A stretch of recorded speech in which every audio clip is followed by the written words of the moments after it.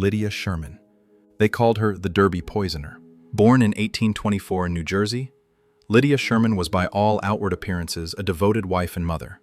Between 1863 and 1871, Lydia murdered a staggering 11 individuals, including 3 husbands and 8 children, most of whom were her own.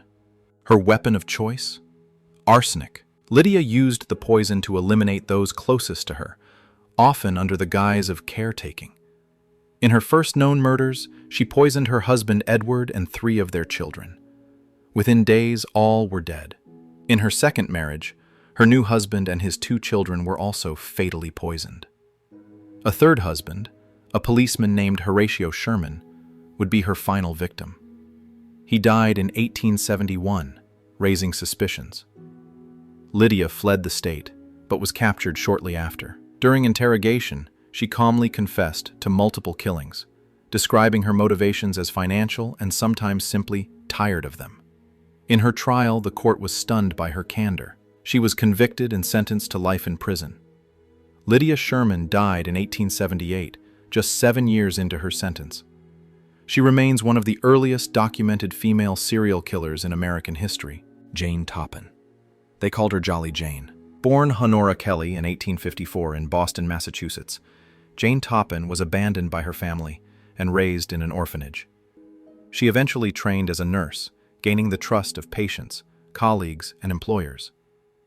Behind her wide smile and warm demeanor, however, was a disturbing obsession with death. Beginning in the late 1890s, Jane used her access to medical supplies to experiment on patients with lethal cocktails of morphine and atropine. She often lay beside her victims as they slipped away, later admitting that watching them die gave her an intense sense of pleasure. Her victims were men and women alike, patients, employers, friends, and even members of her foster family. She was methodical, keeping notes and observing reactions. In one instance, she poisoned an entire family over several weeks. Toppin was finally arrested in 1901 after the Davis family grew suspicious when several members died under Jane's care. A toxicology report confirmed their fears. She had poisoned them with morphine-laced mineral water. During questioning, Jane stunned authorities by confessing to at least 31 murders and claiming she wanted to kill more people than any other man or woman who ever lived. She showed no remorse. In 1902, she was found not guilty by reason of insanity and committed to the Taunton State Hospital, where she remained until her death in 1938. Nanny Doss. She was known by many names: the Giggling Granny, the Jolly Black Widow, the Lonely Hearts Killer. But behind her pleasant smile was one of the most prolific female serial killers in American history. Born Nancy Hazel in 1905 in Blue Mountain, Alabama, Nanny Doss grew up in an abusive household and married young.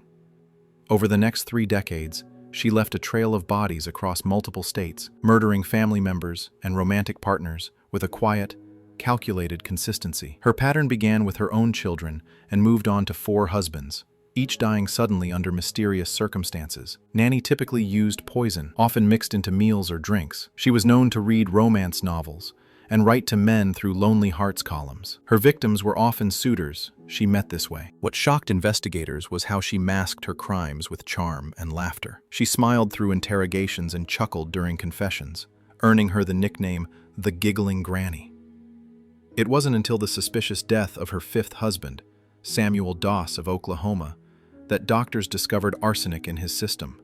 Under questioning, Nanny confessed with eerie cheerfulness, admitting to a total of 11 murders. She was declared sane and sentenced to life in prison in 1955, avoiding the death penalty due to her gender and cooperative confession. She died of leukemia in the Oklahoma State Penitentiary in 1965. Judy Bueno Año. Born Judius Welty in 1943 in Texas, Judy's life was troubled from the start. But it was in adulthood that she transformed into one of America's most notorious female serial killers, murdering for greed, power, and financial gain. Her first known victim was her husband, James Goodyear, a U.S. Air Force sergeant. Just months after returning from duty in Vietnam in 1971, he died mysteriously in Orlando, Florida. Judy collected on his life insurance, In 1978, her paraplegic son, Michael, also died, drowned during what she claimed was a canoeing accident. An autopsy later revealed he had been severely drugged. Judy had taken out multiple insurance policies on his life just before his death. In 1980, another man in her life, boyfriend John Gentry, survived a car bombing in Florida. That attack triggered a deeper investigation, and the full scale of her crimes began to unravel. Authorities exhumed the bodies of her husband and son and found lethal levels of arsenic. Judy was arrested, tried, and convicted of multiple counts of murder, attempted murder, and arson. She showed little remorse throughout the proceedings.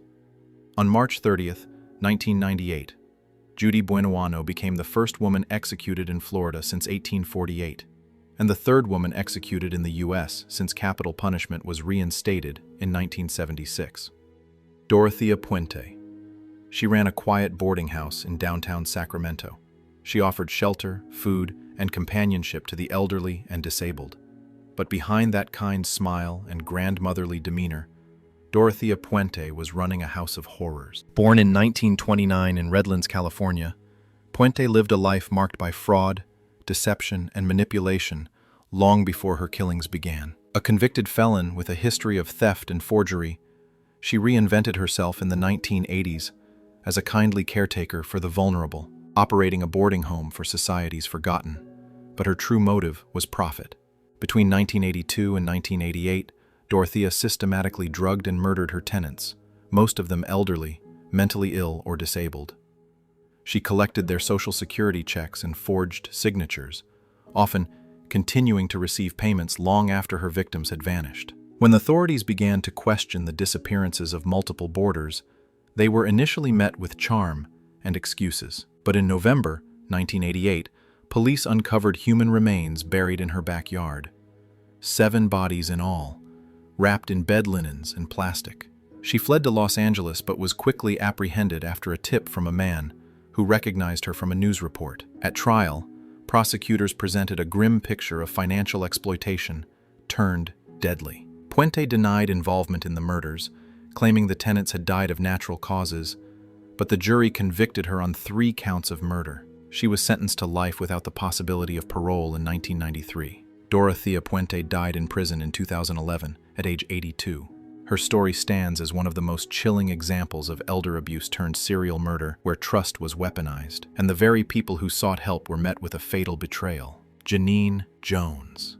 Janine Jones worked in the intensive care units of Texas hospitals during the late 1970s and early 1980s. She was entrusted with the care of vulnerable infants and children. But for dozens of families, her name would become synonymous with terror. Jones was hired at Bexar County Hospital in San Antonio, a facility plagued by understaffing and poor oversight. It was there that co-workers began to notice a disturbing trend. Babies who were stable would suddenly crash when Jones was on duty. Some died. Others survived with permanent injuries. The suspected method? Injections of fatal doses of drugs like succinylcholine and heparin, paralyzing or thinning the blood to catastrophic effect. Despite rising suspicions, hospital administrators allowed her to resign quietly, fearing lawsuits more than justice. She soon found work at a pediatric clinic in Kerrville. There, in 1982, she injected 15-month-old Chelsea McClellan with a fatal dose of a muscle relaxant, killing her within minutes. That case finally led to her arrest. In 1984,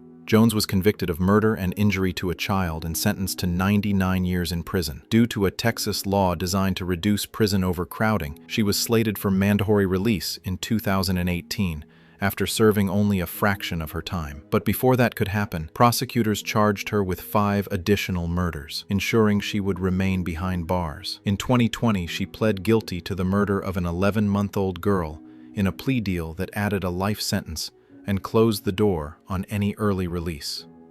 Today, Janine Jones remains incarcerated, a symbol of institutional failure and a chilling reminder of the damage one individual can cause when no one stops them. Aileen Wuornos. She was dubbed America's first female serial killer, but her story was far more complicated than the headlines suggested. Aileen Carol Wuornos was born in 1956 in Rochester, Michigan.